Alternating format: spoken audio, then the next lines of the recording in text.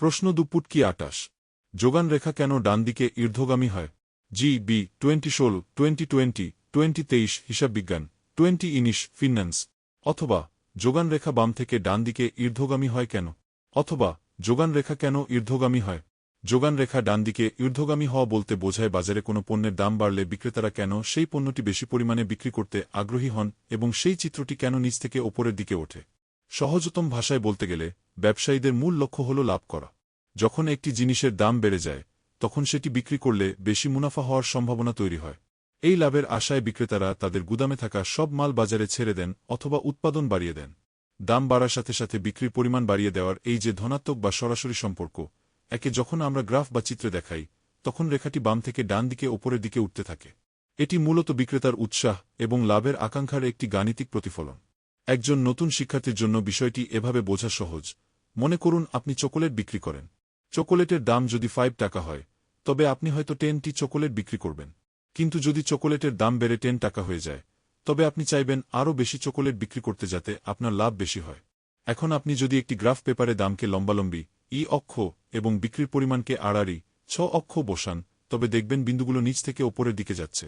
এই যে রেখাটি ওপরে উঠছে এর মানে হল দাম বাড়লে যোগান বাড়ে।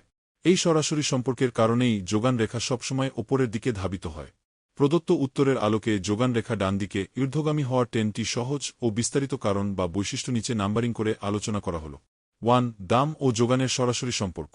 যোগান বিধির প্রধান বৈশিষ্ট্য হল দাম এবং যোগানের মধ্যে একটি সম্মুখী বা সরাসরি সম্পর্ক থাকে। অর্থাৎ পণ্যের দাম যত বাড়বে বিক্রেতা তত বেশি পণ্য বাজারে সরবরাহ করবে। এই ধনাত্মক সম্পর্কের কারণেই রেখাটি নিচ থেকে ওপরের দিকে ওঠে।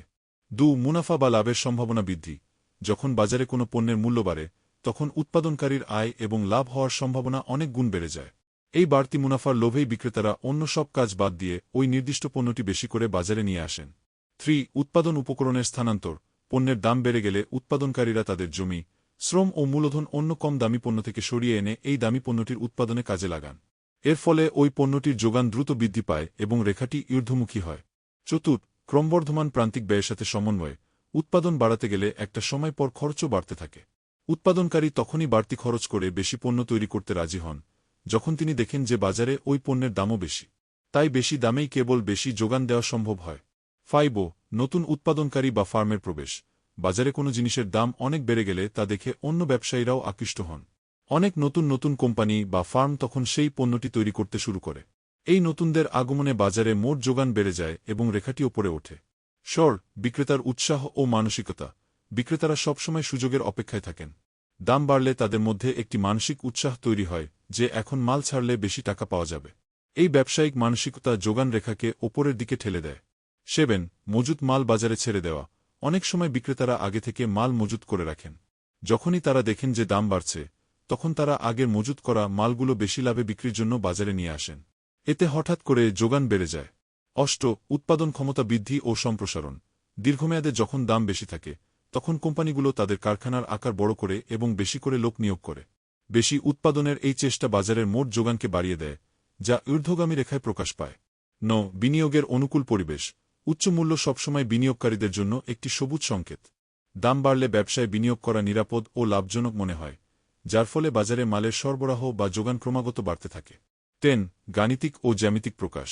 যোগান সূচিতে আমরা দেখি দামের কলামের সংখ্যা বাড়লে যোগানের কলামেও সংখ্যা বাড়ে। এই ক্রমবর্ধমান সংখ্যাগুলো যখন গ্রাফে বসানো হয় তখন জ্যামিতিক নিয়মেই রেখাটি নিচ থেকে ওপরে বা ডান দিকে ঊর্ধ্বগামী হয়।